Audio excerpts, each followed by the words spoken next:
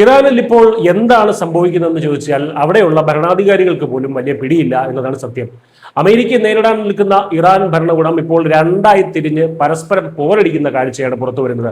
ഒരു വണ്ടിക്ക് രണ്ട് സ്റ്റിയറിംഗ് വീൽ വച്ചതുപോലെയാണ് ഇറാന്റെ ഇപ്പോഴത്തെ അവസ്ഥ. ഇറാൻ പ്രസിഡന്റ് മസൂദ് പെസഷ്കിയാനും പാർലമെന്റ് സ്പീക്കർ മുഹമ്മദ് ബഗർ ഗാലിബാഫും ചേർന്ന് സ്വന്തം വിദേശകാര്യ മന്ത്രിയായിട്ടുള്ള അബ്ബാസ് അരഗാച്ചിയെ പുറത്താക്കാൻ ഒരുങ്ങുന്നു എന്നാണ് ഇപ്പോൾ വരുന്ന ഏറ്റവും പുതിയ റിപ്പോർട്ടുകൾ. അമേരിക്കയുമായിട്ടുള്ള നിർണായക ചർച്ചകളിൽ വിദേശകാര്യമന്ത്രി സ്വന്തം സർക്കാരിനേക്കാൾ കൂടുതൽ ഇറാന്റെ സൈനിക വിഭാഗമായിട്ടുള്ള ഇസ്ലാമിക് റവല്യൂഷണറി ഗാർഡ് IRGC ഉണ്ടല്ലോ, അവരെയാണ് അനുസരിക്കുന്നത് എന്നതാണ് ഇവരെ ചൊടിപ്പിച്ചിരിക്കുന്നത്. IRGC കമാൻഡറായിട്ടുള്ള അഹമ്മദ് വാഹിദിയുടെ ഒരു വിശ്വസ്ത സഹായിയായിട്ടാണ് വിദേശകാര്യമന്ത്രി ഇപ്പോൾ പ്രവർത്തിക്കുന്നത് എന്നാണ് പ്രസിഡന്റും സ്പീക്കറും ഒക്കെ വിശ്വസിക്കുന്നത്. അതായത് ജനങ്ങൾ തിരഞ്ഞെടുത്ത സിവിലിയൻ സർക്കാരിനെ മൂലക്കിരുത്തിക്കൊണ്ട് അമേരിക്കയുമായിട്ടുള്ള തന്ത്രപ്രധാനമായിട്ടുള്ള ചർച്ചകൾ സൈന്യം നേരിട്ട് ഹൈജാക്ക് ചെയ്യുന്നുവെന്നാണ് ഇവരുടെ പരാതി. അമേരിക്കയും ഇറാനും തമ്മിൽ നിലവിലെ സംഘർഷങ്ങൾ അവസാനിപ്പിച്ച് ഒരു സ്ഥിരമായിട്ടുള്ള വെടിനിർത്തൽ കൊണ്ടുവരാൻ പരോക്ഷമായ ചർച്ചകൾ നടന്നുകൊണ്ടിരിക്കുകയാണെന്ന് നമുക്കറിയാം.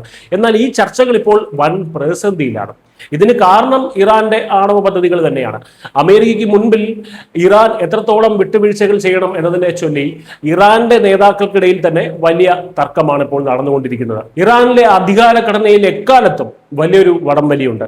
സൈന്യവും തീവ്ര നിലപാടുകാരും ഒരു വശത്ത്, മിതവാദികളായിട്ടുള്ള സർക്കാർ മറുവശത്ത്.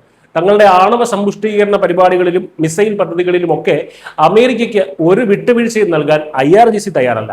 എന്നാൽ അമേരിക്കൻ ഉപരോധങ്ങൾ മൂലം തകർത്തടിഞ്ഞ രാജ്യത്തെ സാമ്പത്തിക വ്യവസ്ഥയെ രക്ഷിക്കാൻ നയതന്ത്രം ആവശ്യമാണെന്നാണ് ഇറാൻ സർക്കാർ കരുതുന്നത്. അവിടുത്തെ ജനാധിപത്യമായി തെരഞ്ഞെടുത്ത സർക്കാർ കരുതുന്നത്. ഇസ്ലാമാബാദിൽ നടന്ന ചർച്ചകളിൽ ആണവ വിഷയങ്ങൾ ഉൾപ്പെടുത്താൻ ശ്രമിച്ചതിന് സ്പീക്കർ ഗാലിബാഫിന് വലിയ വിമർശനങ്ങൾ നേരിടേണ്ടി വന്നിരുന്നു. ചർച്ചകളിൽ നേതൃസ്ഥാനം ഒഴിയേണ്ട അവസ്ഥ വരെ അദ്ദേഹത്തിന് ഉണ്ടായിട്ടുണ്ട്. അപ്പോൾ അന്താരാഷ്ട്ര തലത്തിൽ അതിരൂക്ഷമായിട്ടുള്ള സമ്മർദ്ദവും രാജ്യത്തിനകത്ത് കടുത്ത സാമ്പത്തിക പ്രതിസന്ധി നേരിടുന്ന ഈ സമയത്താണ് സ്വന്തം നേതാക്കൾ തമ്മിലുള്ള ഈ ഒരു പടലപ്പടക്കം ഉണ്ടാവുന്നത് എന്നുള്ള കാര്യം ഓർക്കണം. ജനപ്രതിനിധികളും ശക്തരായിട്ടുള്ള സൈന്യവും തമ്മിലുള്ള ഈ അധികാര വടംവലി ഭാവിയിൽ അമേരിക്കയുമായിട്ടുള്ള ചർച്ചകളെ പൂർണ്ണമായും തകിടം മറിക്കാനുള്ള സാധ്യതയാണ് കാണുന്നത്. വിദേശകാര്യമന്ത്രി അരഗാച്ചിയെ പുറത്താക്കാൻ ഔദ്യോഗിക തീരുമാനങ്ങൾ ഇതുവരെ വന്നിട്ടില്ലെങ്കിലും ഇറാൻ ഭരണകൂടത്തിനുള്ളിൽ കാര്യങ്ങൾ കൈവിട്ടു പോവുകയാണ് എന്നത് പകൽ പോലെ വ്യക്തമായിട്ടുള്ള കാര്യമാണ്. വാഷിംഗ്ടണുമായിട്ടുള്ള നയതന്ത്ര ബന്ധത്തിൽ ഇനി എന്ത് സംഭവിക്കും എന്നത് ആർക്കും പ്രവചിക്കാൻ കഴിയാത്ത അവസ്ഥയിലാണ് ന്യൂസ് ഡെസ്ക് കേരള.